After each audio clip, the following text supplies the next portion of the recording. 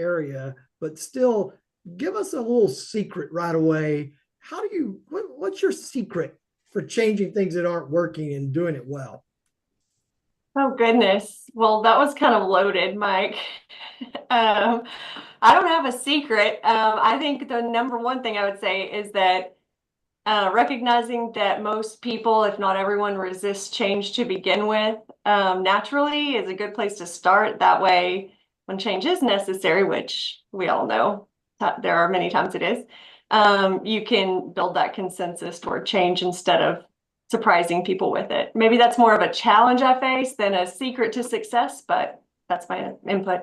But just recognizing, I think, is really wise because some people will approach change of like, well, everybody's going to be for this. Why wouldn't they be for it? And that's never the case. So, well, as you're coming in and we're waiting to turn it over to Randy in just a second, take a moment and say hello in the chat box. And if you have a secret for making change effective, share that with us.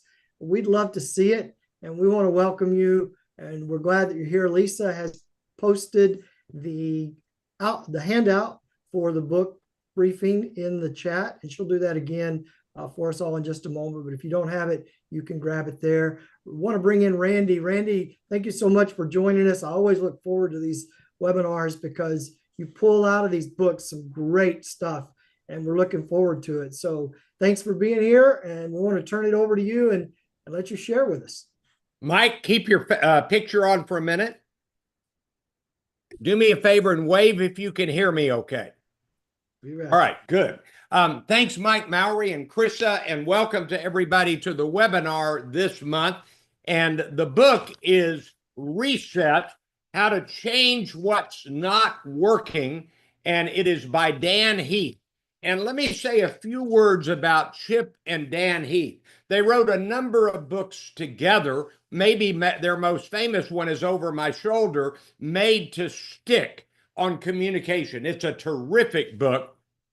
And then they wrote Decisive and Switch. And I have presented all of these briefings and synopses on these books. And then Dan has kind of launched his own writing career without his brother. Both of them were teaching at different business schools, Stanford and Duke. And he is now a full-time writer, it looks like.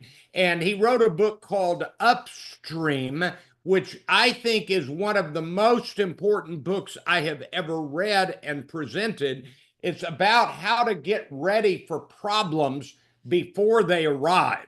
And my goodness, do we need to get ready for problems before they arrive? So that's a book that I really like.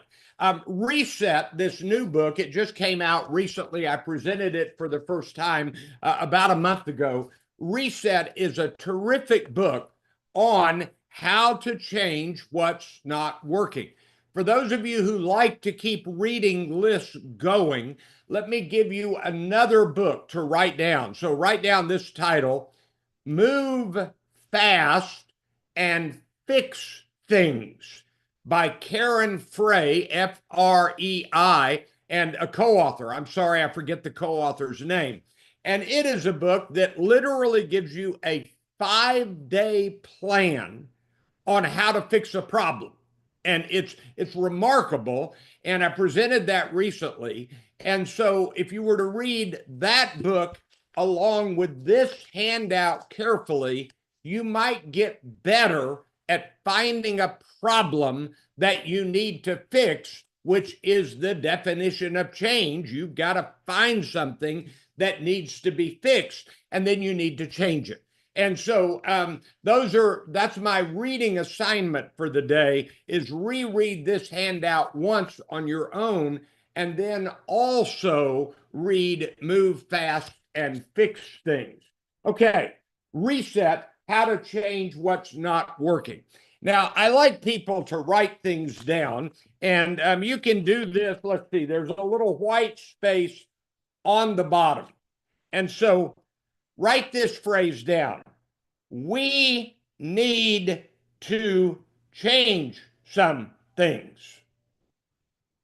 We need to change some things. Now, stare at that and ponder it. Is that true? The answer is yes. You need to change some things. And there are things you need to change in your life. And there are things you need to change maybe in your community and your family. And there are definitely things that you need to change at work. This is the premise of this book. Everybody, if they'll open their eyes, will find something that needs to be changed. So we're going to start there. And then I'll read what's on the front page. At the bottom of the page, what is the point of this book? When something is not working, a change is needed. This book is a primer, a tutorial, a guide for making such changes. And so it's got a very practicable bent to it. It says, do this and things will change. And I'm going to give you almost the secret in a sentence. Start paying attention by looking at things more carefully. There, that's it. Now, I'll elaborate as we go on through the presentation. Now, why is this book worth our time? Number one, this book is filled with stories that illuminate and motivate. Number two, this book provides tangible strategies and steps that companies and organizations and cities and individuals can take to make needed changes.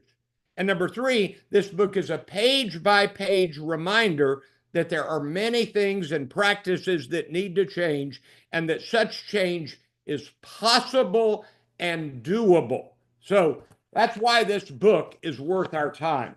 Now, if you've got the printout of the handout, which I hope you do, turn all the way to page 9. It looks like this. It's after this, and it looks like this, page 9. I've already talked about Dan Heath and his book. That's at the top of page 9. He's a prolific author, now apparently a former professor, and a podcaster and an author. The principles in this book, I'm reading now, anything in italics in this part of the handout is a direct quote from the book.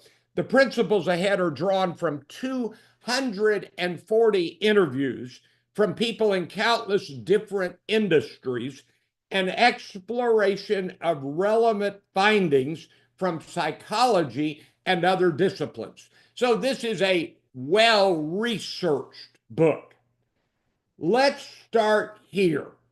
There's a lot at your work and in your life that needs to change, that you need to change.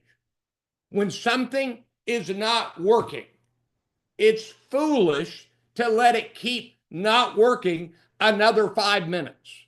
You ought to deal with it now. If something is not working, get to it. You've got to get it fixed. And so when something is not working, a change is needed.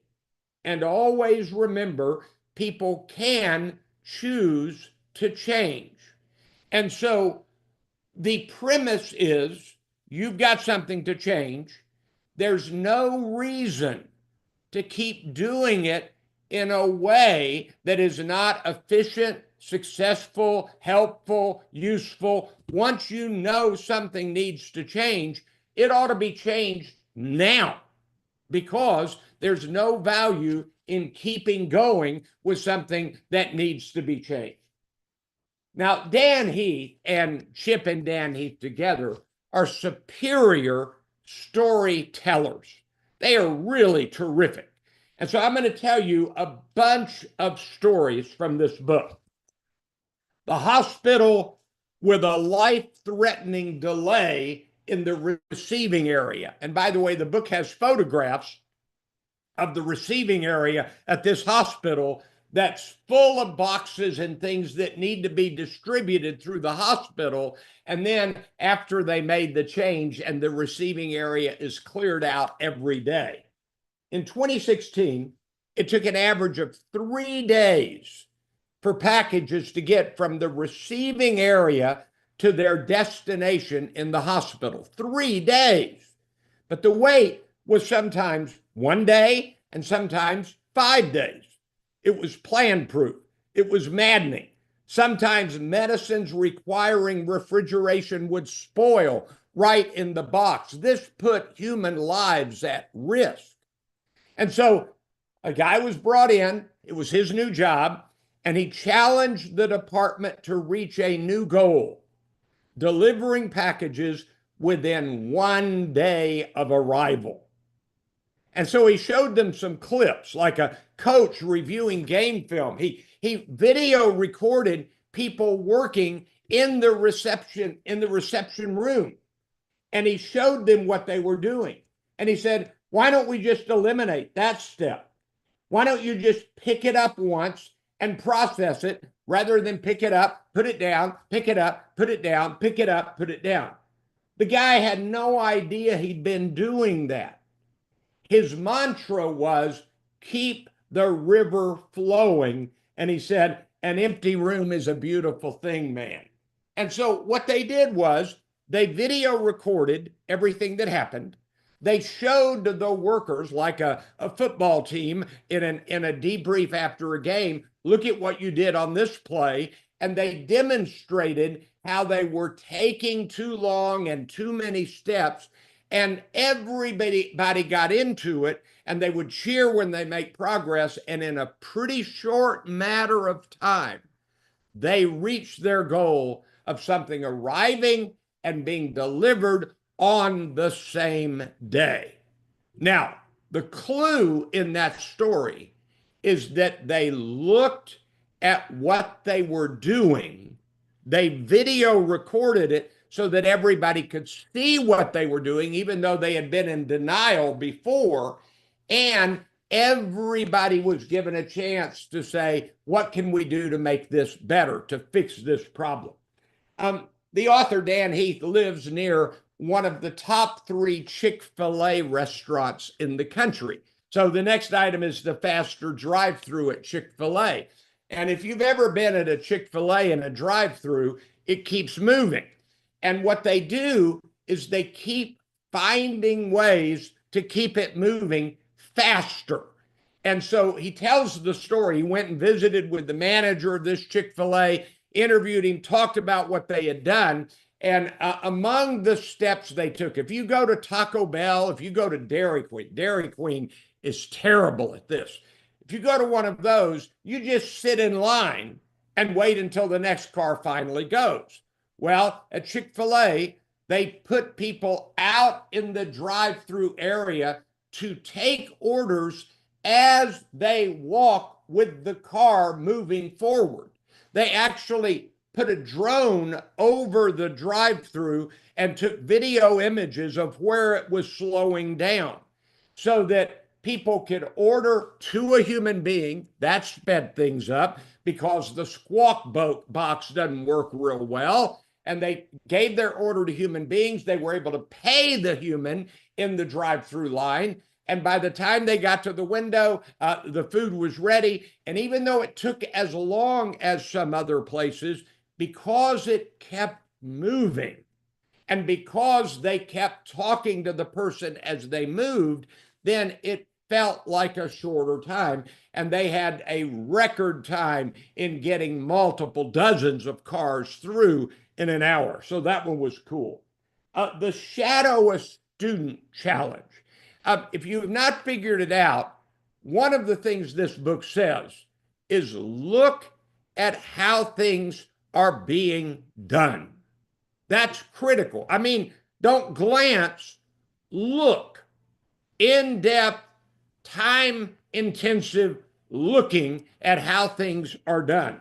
And so the Shadow a Student Challenge, as part of a program called Shadow a Student Challenge, created by the Stanford Design School, and the design firm IDEO, which is legendary, this principal followed around a 9th grader, Alan, for an entire school day.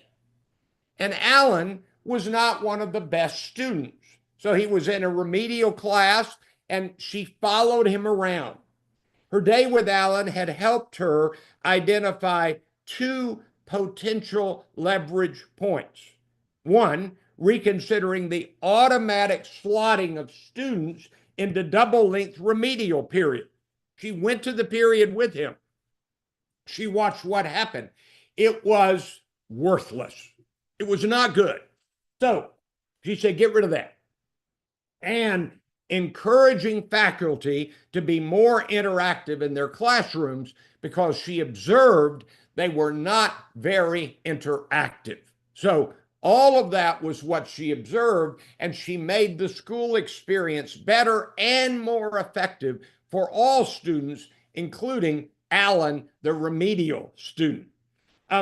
There was no such thing as an average pilot. This is a great story. By the way, my brother is a retired colonel from the Air Force. He flew in combat, and he now trains American airline pilots. And I sent him a screenshot of this section and say, do you know about this? And he said, absolutely. And what happened was, back decades ago, they designed planes for the average pilot to fit in.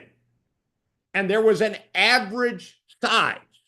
The problem was that no pilot was actually an average pilot. You didn't have anything that really was an average pilot. And so they had to adjust things. And so now let me read what it says here. Suddenly everything could be tweaked. Adjustable foot pedals, adjustable seats. It's hard to imagine that they didn't have those in the beginning. Adjustable helmet straps. All could be tailored to the individual pilot. As a result, pilot performance soared in the years afterwards. Well, there's a wonderful story about a cat shelter, and there's something about, I don't know a lot about cats and shelters, but they would have to kill something like 85 to 90% of the cats that were at the animal shelter. And so they instituted TNR. It's right here, trap, neuter, return. And they would trap, neuter, return the cats, let them out into the wild. And it turns out that they had saved 1.1 million cats one full year ahead of schedule. There's a story about the problem of people graduating from college and not getting good jobs. And so here's the University Career Center that was not helpful, and the experiment that made a difference. They hatched the idea of high dosage career counseling. Now let's pause here a minute. Circle that phrase, high dosage career counseling. Now, let's be honest about things. If someone attends 12 of these webinars that SGR puts on a year, and they listen to me present the briefings on these terrific books, but that's all they do, they're not going to get much better. What if your city got a group of 5 or 6 people together? You meet in a conference room, you watch this webinar, you all print out the handout, you all make notes, and then you all say, here's the problem we're going to tackle, let's tackle it. And you meet another time in the first week, and then every other week until the problem is tackled.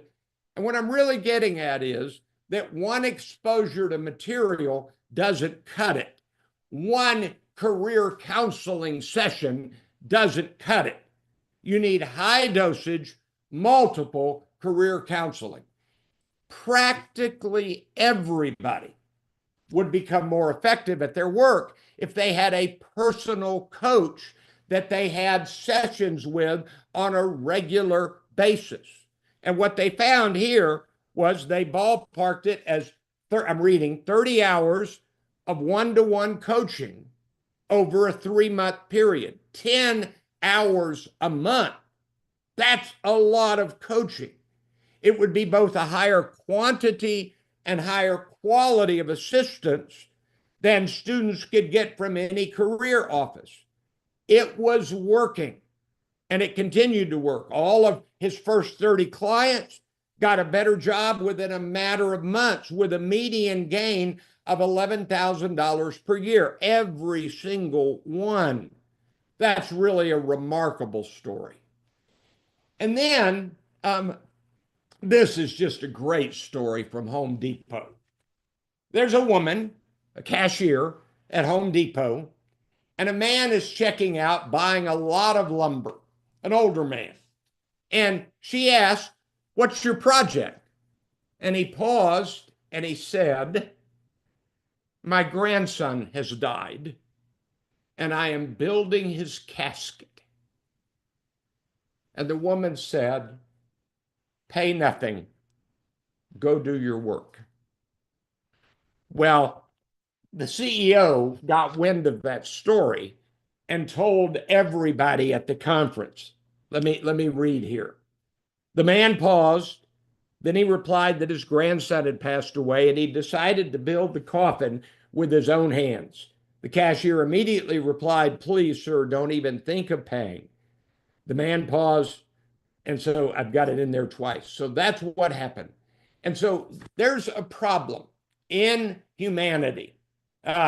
Rote response, cashiers who don't take time. And here is a cashier who asked a simple question and made an immediate decision. And boy, did it make a difference. And it was told to the whole company. Well, we could keep going.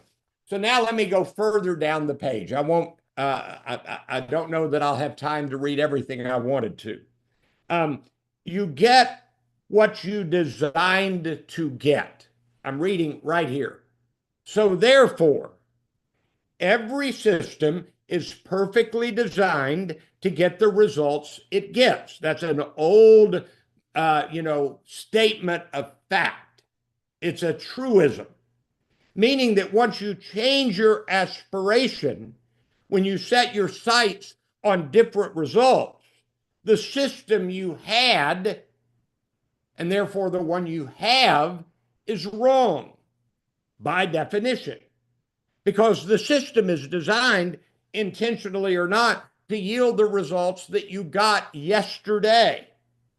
For 12 business days in a row, they spent 1 hour walking the process from end to end. This is in one project. Noting the way things worked, spotting problems, asking questions. I cannot emphasize enough that if you glance at a situation, that's not enough attention. It's not in this book, but I remember reading about IDEO being hired, that design firm, to design office chairs for women. And this is a long time ago. And so the women at the office would sit in their chair and they would put on the floor those great big thick yellow pages on the floor to put their feet on them, because they had shorter legs than the men for whom the chairs were all designed for. And so consequently, this company that hired IDEO went to offices. This sounds weird, but it's what they did. They crawled around on the floor looking at where women put their feet. That's how they found out about the yellow pages. They spent a chunk of time looking at people and where they put their feet, women. And so they came back and said, here's the problem. That company designed a chair with a built-in footrest. It was a hit with the women, with the people that bought it. So that's an idea. You have to look in depth. I mean, physically, with your eyeballs, look at what is happening. And then we are not, I'm at the bottom of the page, we are not good at making decisions. We are bad at making decisions. Most corporate decisions are made using guess-a-thons. Circle that phrase. That's a great phrase. We're just going to guess. Ultimately, as a person named Chi said in a workshop, either the person who is best at arguing or the person with the highest title in the room ends up deciding. The only thing to listen for is, when I hear something, is it a guess or a direct experience? So That's kind of the first page of the guts of this book. We're going to do a little back and forth, and then we'll go back to where we are. Turn to page 8, just the page before. And these are the thesis quotes of the book. This is a book about getting unstuck. You'll learn how to reset your work and start making meaningful progress again. Here's a test. When people show up at the workplace, are they jazzed? Are they delighted to see the people? Is their morale high? Or are they walking in kind of drudgery again? I mean, there's no way to have an effective organization without high morale. And so if people know things need to change and they don't change, it lowers the morale. I'm reading more here. Feeling stuck is dispiriting. Boy, is it. When you're stuck, it's like your path is blocked by a boulder. I found myself gravitating towards situations where people were bogged down. The question is, how do we reset things? How do we change what's not working? And that's the core framework we'll unpack in this book. To make things happen, you should find, now get ready to circle this, leverage points and restack resources to push on those points. Turn all the way back to page 2. Page 2. And what you have here, when I read the books that I prepare, I read every page. I use my finger to highlight the key passages in my Kindle app on my iPad, and then I copy and paste into a Word document, and then I go through that sometimes 70 to 90 pages of highlighted passages and pick a few of the best for my handout. When you see one in bold or extra large font, that's my emphasis.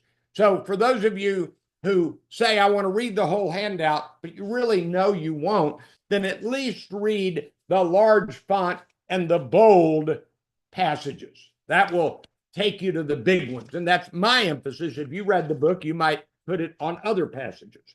All right, page 2, number 3. The curse of a bad set of habits is that all the unnecessary things you're doing actually come to seem necessary. Boy, that's true.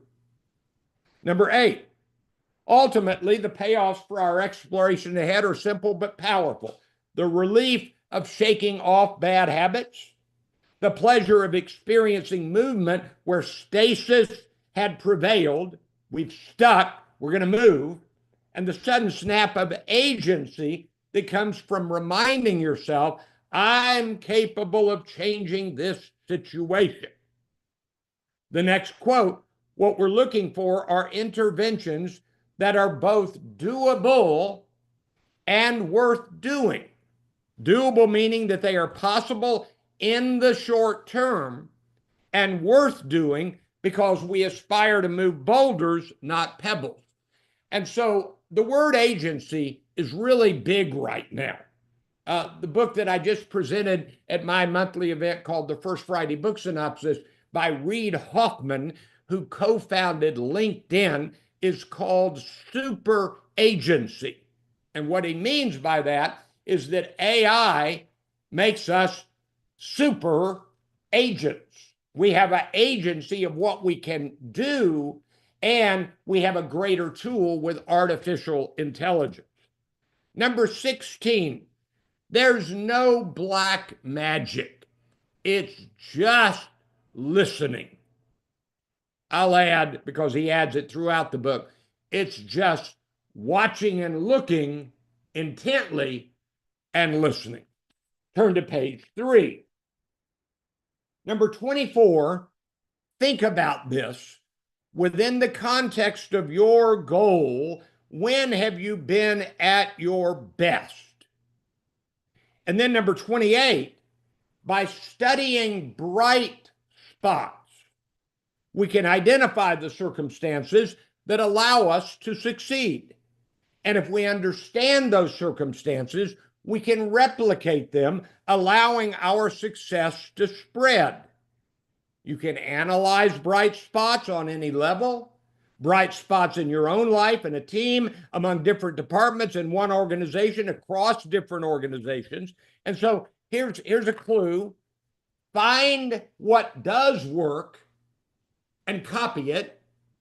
Find what doesn't work and change it. Now, there's an old line that says, we spend so much time working in our job that we don't work on our job. Well, this book is about working on our job, spotting what works, copying it, spotting what isn't working, and changing it. That's the idea. I wish I had time to read all of these.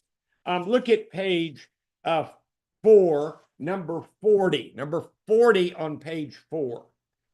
Constraints don't go away. When you relieve one constraint, you improve the system and another constraint takes its place. There's always a constraint. In that book I mentioned, Move Fast and Fix Things, they say spend this week fixing a problem. And then if you succeed, next week you'll find another problem. There is always another problem. And that's a problem, because there's always another problem. All right. Look at page 5, number 50. He's calling for speed. Number 50, it's saying, let's do this critical 40-hour project in one intact, focused week. Because if we let it sprawl across 6 weeks, the 40-hour project will turn into a 115-hour project. And so it's really about focus. Let's get it done. Let's get it done fast. Let's get it done now. It can be done fast and now. Number 53. Of all the things that can boost emotions, motivation, and perceptions during a workday, put a big star beside number 53. The single most important is making progress in meaningful work. All of a sudden, it was possible to imagine a future with no backlog at the hospital, a clear shelf future. And then number 56, in Ed Catmull's fascinating book, Creativity, Inc. It's a great book. He was the head of Pixar. They felt powerless. So Catmull and the producer John Walker made a surprising decision. They eliminated the oversight group. In our view, the oversight group added nothing to the process but tension. And so you have to kind of see what you have to remove to get things done. All right, Mike Mowery's about to send me a message saying, hey, you need to wrap this up. So turn to page 10. All right. This is maybe the most important part of the book right here. It's about the third bullet point down on page 10. Here's the reset change process. Finding leverage points. Go and see the work. Look at it intently. Consider the goal of the goal. Study the bright spots. Target the constraint. Assess the number one force that is holding you back. Map the system. So all of that is finding your leverage points. And then restack resources. Everybody circle this short phrase, start with a burst. I love that imagery. And it's not imagery, it's what you can do and must do. Begin with an intense and focused period of work. We're going to try to get this thing solved right away. And then you recycle waste, discontinue efforts that don't serve the mission, and then do less of this and more of this. and you tap motivation. People need to see progress to be motivated.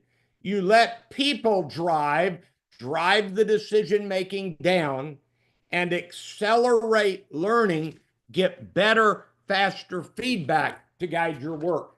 He's not talking there about reading more books. He's talking about learning within the problem. Okay, so the rest of this is really an elaboration.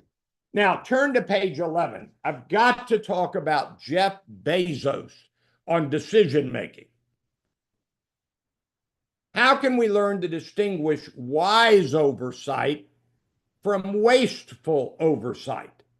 A useful clarification I'm reading here comes from Jeff Bezos of Amazon. In a shareholder letter, he compared type 1 and type 2 decisions. Type 1 decisions are consequential and irreversible, or nearly irreversible. They're one-way doors. Once you make the decision, you got to go with it. But type 2 decisions are reversible. So one of the things you do is decide what kind of decision are we facing, and then you want to use using a type 1 process on type 2 decisions is simply wasteful. So here's the quadrant exercise: start, stop, more, less. And at the very bottom, one important observation: he refers to many books, and he recommends a lot of books to read.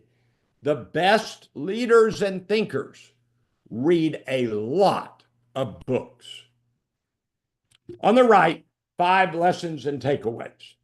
Number 1, if you look carefully, you really can see what needs to change. Look carefully. Number 2, you can successfully make changes for the better. Number 3, there will always be the next thing that needs to change in every area of our work life and our non-work life. Number 4, seeing that we are making progress is the best motivator for our pursuit of change. That's why journaling is so important.